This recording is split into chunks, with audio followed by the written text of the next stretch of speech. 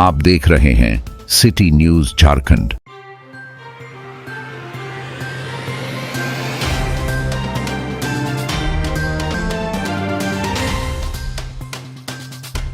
गुरु Gobind Singh public school sector 5B Bokaro का सभागार आज तालियों की गूंज और गर्व की भावनाएं से गूंज उठा जब विद्यालय के पूर्व छात्र सौरभ आनंद बैच 2011-12 कॉमर्स को यूपीएससी सिविल सेवा परीक्षा 2025 में ऑल इंडिया रैंक 226 अंक प्राप्त करने के उपलक्ष्य में भव्य सम्मान समारोह कार्यक्रम का आयोजन किया गया।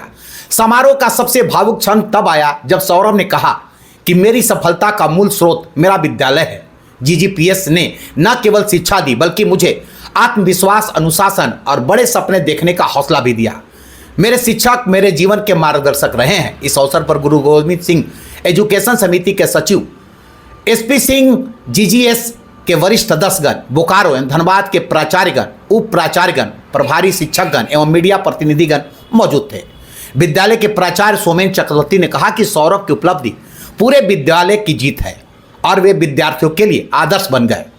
सौरभ को शॉल, मेमेंटो, पुष्पगुच्छ और उपहार भेंट कर सम्मानित किया गया। उनकी प्रमुख उपलब्धियों में यूपीएससी 2025 में AIR 226, Indian cost account service 2023 में AIR 2, जेपीएससी 2022 में रैंक 93, साथ ही CS में राष्ट्रीय रैंक और CCL द्वारा सर्वश्रेष्ठ कर्मचारी पुरस्कार शामिल है।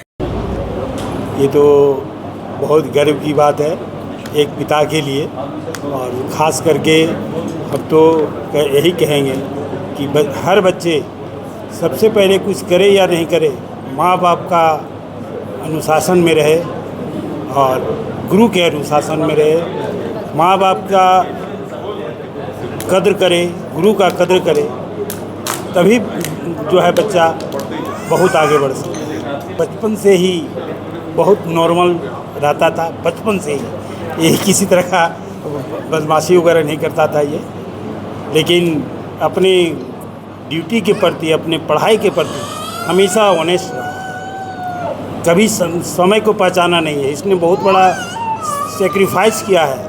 पढ़ाई जब करता था तो इसको कोई मतलब पार्टी वगैरह अटेंड करने का कोई मतलब नहीं है।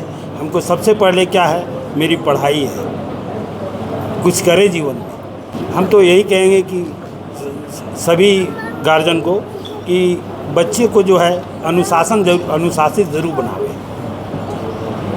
माँ बाप के पीछे, माँ बाप के प्रति क्या कर्तव्य है, गुरु के प्रति क्या कर्तव्य होना चाहिए, ये चीज़ बच्चे को ज़रूर सीखना है। हम इसका जवाब तो नहीं देंगे, मुझे गर्व है, वो तो खैर अलग चीज़ है। मैं आज ये बताना चाहती हूँ कि बच्चे अधिकतर टीचर की डांट को गलत समझते हैं, वो चीज़ नहीं होनी चाहिए। बच्चे को जब भी टीचर डांटते हैं उनकी भविष्य बनाने के लिए डांटते हैं, और इस चीज़ को यदि आप नहीं समझ पाते हैं बच्चे लोग, तो ये बहुत दुख की बात है, क्योंकि निंदक को आप जितना अपने नज़दीक रखिएगा तो आप उतना ही बढ़िएगा, और जितना आप उससे दूर भागिएगा तो आपकी,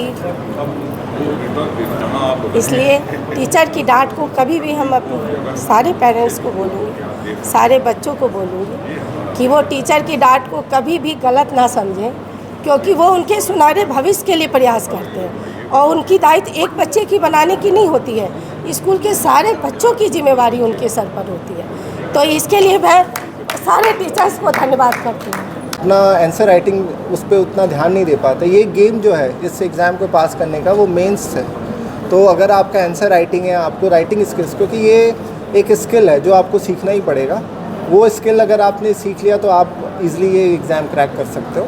तो इस तरह कोई भी नया बच्चा अगर ये तैयारी कर रहा है तो अलॉन्ग विद प्रीलिम्स जो फैक्ट्स हैं, आपको मेंस के लिए भी तैयारी करना है, और मेंस में आंसर राइटिंग आपको पूरा फोकस करना है।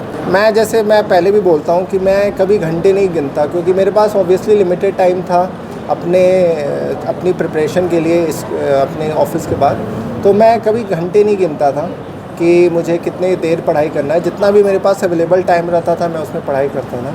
इनफैक्ट इसके लिए मैं अपने पेरेंट्स और अपनी वाइफ का बड़ा थैंकफुल हूँ, क्योंकि उन्होंने मुझे बहुत सपोर्ट किया है, और शायद उनके सपोर्ट के कारण ही मैं ये एग्ज़ाम क्रैक कर पाऊँ। अच्छा लग रहा है, but at the same time मुझे ये भी याद है कि ये ये सारे मोमेंट्स आपको और हम्बल बनाने के लिए हैं, क्योंकि जो आपको काम मिलने वाला है वो बहुत बड़ा है। आप अगर इन सब चीज़ों से आप थोड़ा